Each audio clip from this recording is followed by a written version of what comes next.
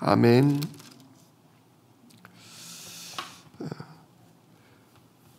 블레셋으로 내려간 다윗이라는 제목으로 함께 은혜를 나눕니다. 오늘은 25장, 26장, 27장 세 장을 읽는데요. 25장은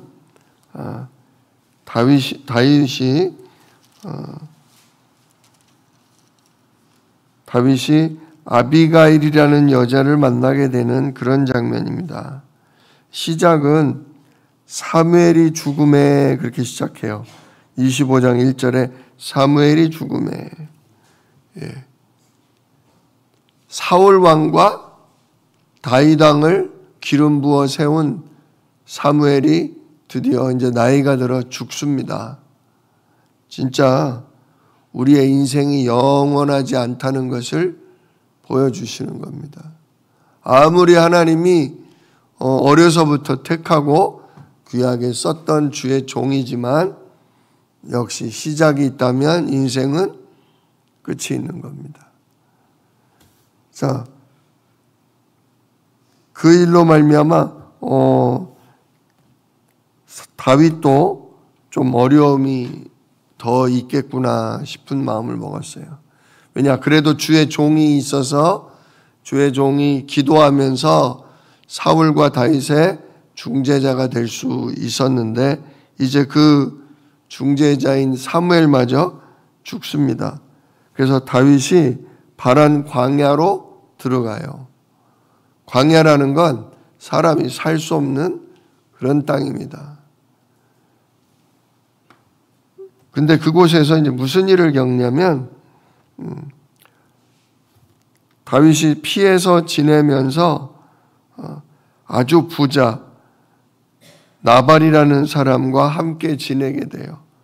여기 3절 보면 그 사람의 이름은 나발이요 그의 아내의 이름은 아비가일이라 그랬어요.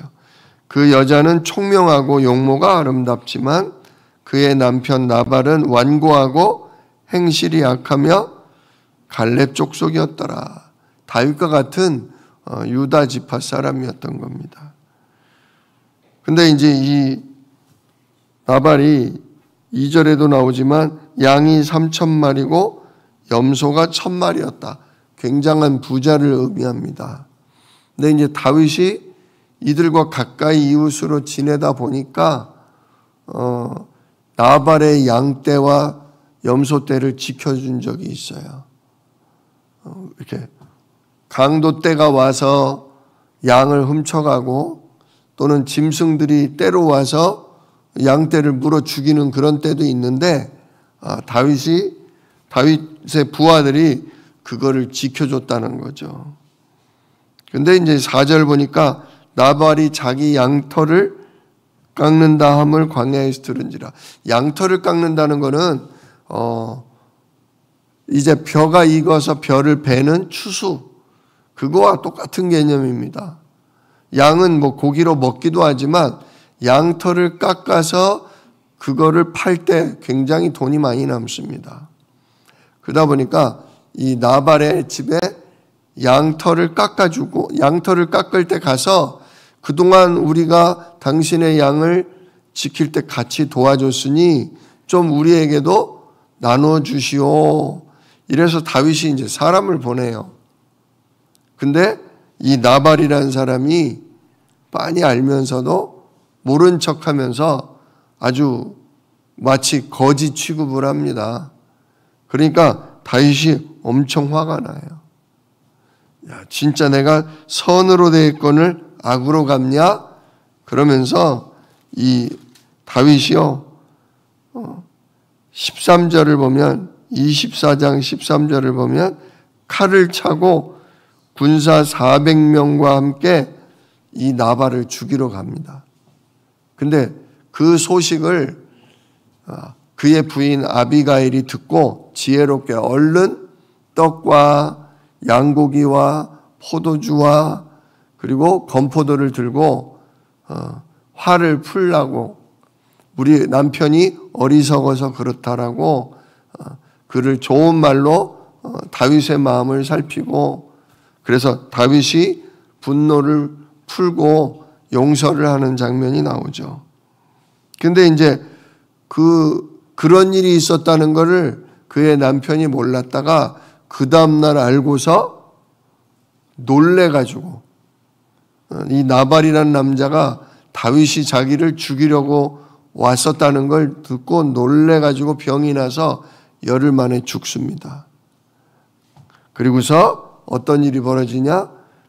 그 과부가 된 아비가일을 다윗이 나의 아내가 되겠냐 라고 구원을 하였고 결국 과부 아비가일과 다윗은 결혼을 하게 되죠. 그리고 또 아히노암 43절을 보면 아히노암이라는 여자와 결혼하기도 합니다. 자, 이처럼 다윗이요 사울왕의 사위였으나 사울왕의 딸과 더 이상 살 수가 없어서 도망 다니다가 이렇게 두 여자를 아내로 맞이하며 살게 됩니다. 그리고 이제 26장으로 넘어가면 26장에 보면 사울 왕이 다시금 다윗을 죽이려고 군사 3,000명을 데리고 어느 날 쳐들어오는 장면이 나옵니다. 우리 어제도 나왔지만 다윗이 동굴에서 옷자락만 자르고 죽이지 않으므로 사울 왕이 간복을 했잖아요. 나는 왕을 이렇게 죽일 수도 있었지만 나는 왕을 선하게 대했습니다. 그러니까 사울이 다시는 내가 너를 해치지 않겠다 했는데 26장 다시 죽이려 들어요. 역시 다윗이 사울의 처소에 밤중에 몰래 들어갑니다. 그랬더니 다 잠자고 있는 거예요. 왕도 자고 있고 왕을 지켜야 할 경호대장도 자고 있고 그래서 다윗이 사울의 물병과 사울의 창을 들고 나옵니다. 멀찍이 나와서 외칩니다. 왕의 경호대장을 향해서 야 이놈아 네가 왕을 지켜야 할 자이거늘 어떻게 잠들어 있느냐? 내가 왕의 창과 왕의 물병을 들고 나왔다. 나와 함께하는 자가 왕을 죽이라고 했으나 나는 왕을 해치지 아니하였나이다. 그 바람에 사울이 다시 간복을 하죠. 그래서 진짜 내가 범죄했다. 26장 21절을 보면 사울이 이르되 내가 범죄하였다. 도다 내 아들 다윗아 돌아오라. 네가 오늘 내 생명을 귀하게 여겼은즉 내가 다시는 너를 해하려 하지 아니하리라. 내가 어리석은 일을 하였으니 대단히 잘못하였도다. 다시는 안 쫓아올까요? 인간은 어쩔 수 없습니다.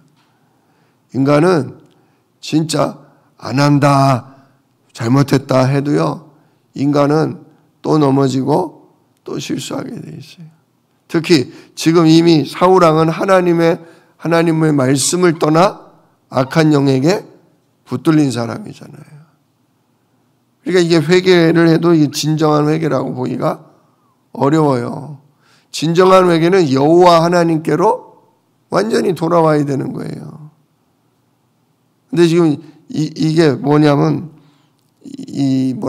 인간적인 양심만 있는 거지 성령의 인도는 못 받는 사람이에요. 여호와 하나님을 주인으로 성령을 나의 인도자로 여기면서 늘 기도하고 그 말씀을 따라 순종하는 사람이 아니다 보니까 계속해서 그러지 말아야지 하다가도 다윗이 저러다가 잘 돼가지고 왕이 되면 나와 우리 아들은 뭐가 되나? 아니야, 죽여야 돼. 아니야, 없애야 돼. 자꾸 이렇게 되잖아요.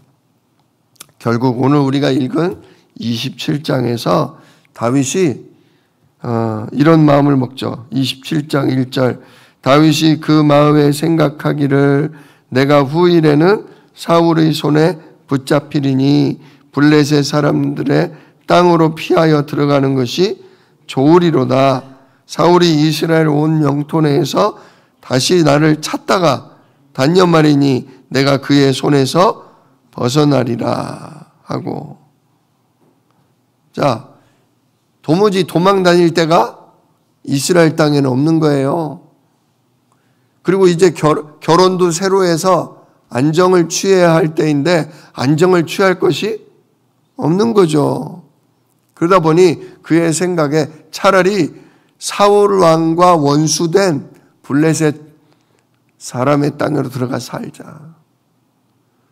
그러면 내가 안정을 취할 수 있을 것이고 사울 왕은 다시는 나를 찾지 않을 거다. 그래서 그런 결정을 내리고 2절에 보니까 600명과 함께 남자 군사들 600명과 함께 아기스라는 사람에게 들어갑니다. 그랬더니 4절 다윗이 가드에 도망한 것을 어떤 사람이 사울에게 전달해요. 다윗이 블레셋으로 들어갔다고 합니다.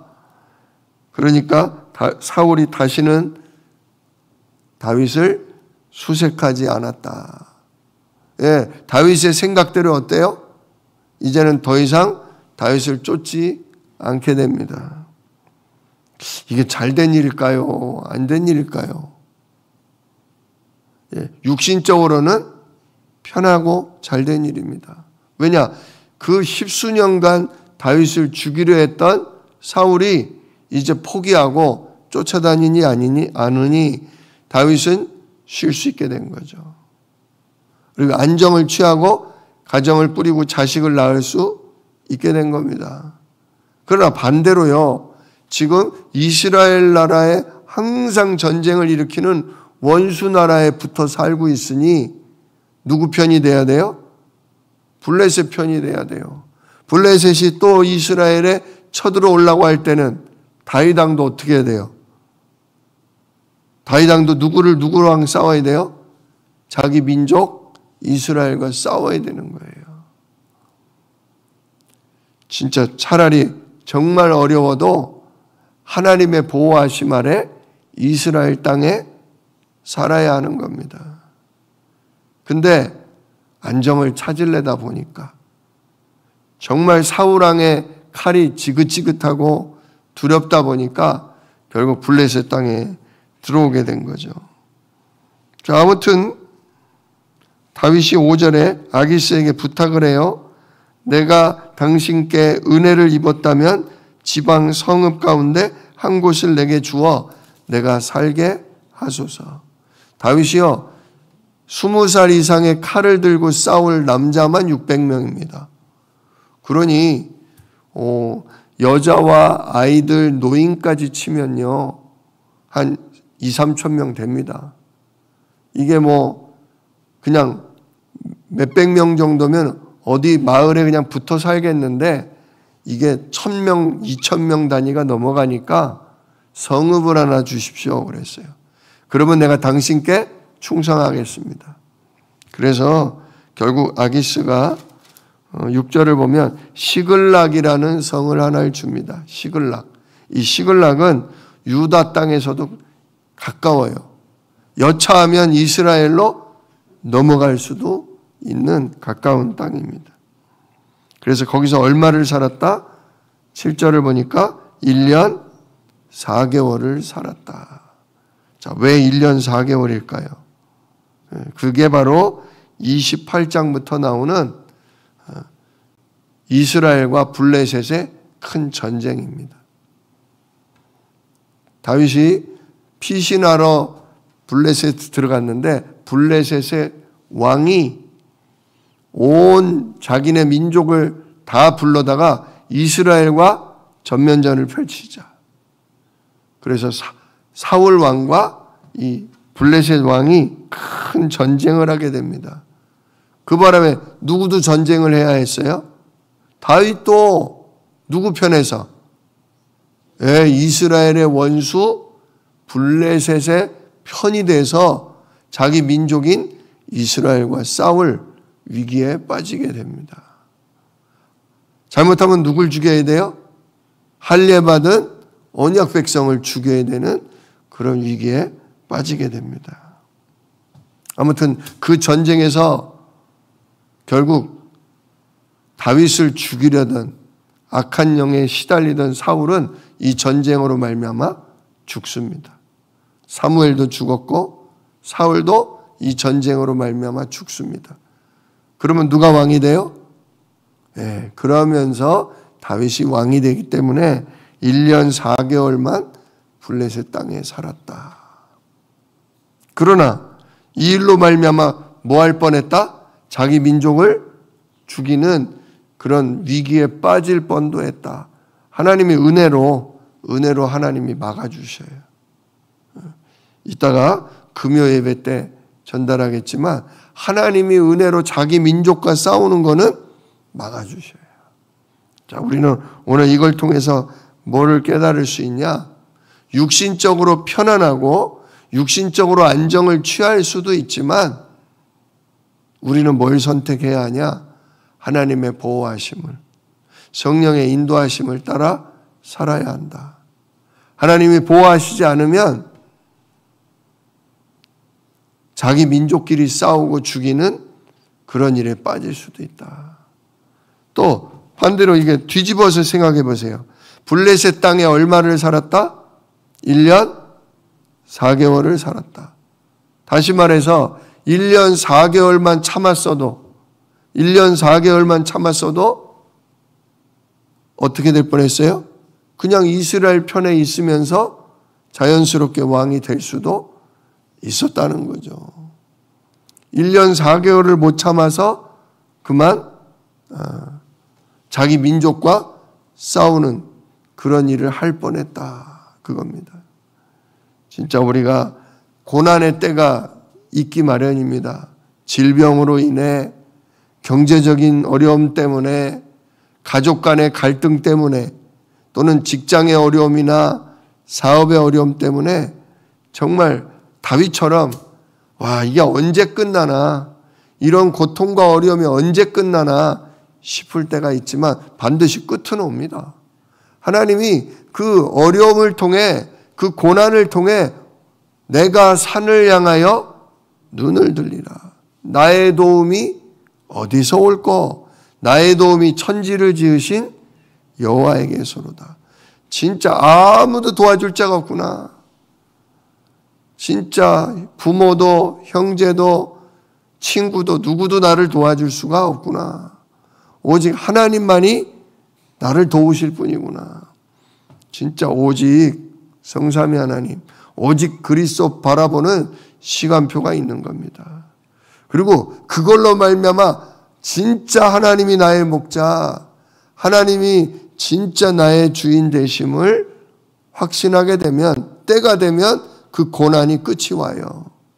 그 고난 중에 믿음을 얻게 되고 그 고난 중에 하나님의 은혜와 능력을 체험하게 되고 그 끝에서는 왕과 같이 영광스러운, 완전히 가문을 살리고 지역을 살리고 시대를 살릴 그런 다윗 왕과 같은 응답을 받게 됩니다. 언제든지 고난으로 인생이 끝나는 거 아니니까요. 오늘 고난을 당할지라도, 어려움을 겪을지라도, 그래, 1년 4개월 뒤면 끝이다. 알았다면 갔겠어요? 안 갔겠죠. 근데 끝이 안 보이니까 움직인 거예요. 끝이 안 보이니까. 우리가 섣불리 움직일 게 아니라 진짜 성령의 인도를 잘 받아야 합니다. 하나님이 가라고 하실 때 가는 거고요. 하나님이 있으라 하시면 있는 겁니다. 하나님이 확실한 증거를 보여줄 때까지 좀 너무너무 힘들고 지겹고 안정을 바라지만 여호와 하나님의 품 안이 안정이다. 거기가 안전한 곳이다. 진짜 오늘도 하나님, 내가 이 고난 속에 주를 바라보나이다. 오늘도 이 고통 속에 하나님 예수 이름 부릅니다. 오늘도 성령으로 나와 함께 하옵소서. 오늘도 능력의 천군 천사로 나를 도와 주시옵소서. 그래서 오늘도 하나님의 백성으로 정말 예수 이름의 증인으로 살 수 있도록 나를 복주시고 인도해 주옵소서. 오늘도 이 아침에 기도하면서 하나님의 인도받으실 수 있기를 우리 주 예수 이름으로 축복합니다. 기도하겠습니다. 은혜로우신 아버지 하나님, 감사를 드립니다. 다윗 왕이 10년 넘도록 정말 사울의 손을 피하여 도망다니고 여러 차례 그가 다시는 죽이지 않겠다 했으나 변개함으로 말미암아 그를 믿을 수가 없었습니다. 결국 견디다 못해 다윗은 원수의 땅 블레셋에 들어갔습니다. 그로 말미암아 민족과 정말 서로 싸울 수밖에 없는 위기도 있었습니다. 하나님, 우리의 인생도 하나님 이 고난 속에, 어려움 속에 정말 쉬고 싶고 안정을 찾고 싶지만 주여 성령의 인도 따라 움직이게 하옵소서. 하나님이 주시는 힘으로 인내하며 하나님의 때를 기다릴 수 있도록 우리에게 은혜와 믿음을 더하여 주시옵소서. 우리를 선한 길로 이끄시는 우리 주 예수 그리스도의 이름으로 기도드리옵나이다. 아멘. 너희는 이렇게 기도하라. 하늘에 계신 우리 아버지여, 이름이 거룩히 여김을 받으시오며 나라가 임하시오며 뜻이 하늘에서 이룬 것 같이 땅에서도 이루어지이다. 오늘날 우리에게 일용할 양식을 주시옵고 우리가 우리에게 죄 지은 자를 사하여 준 것 같이 우리 죄를 사하여 주시옵고 우리를 시험에 들게 하지 마시옵고 다만 악에서 구하옵소서. 나라와 권세와 영광이 아버지께 영원히 있사옵나이다. 아멘.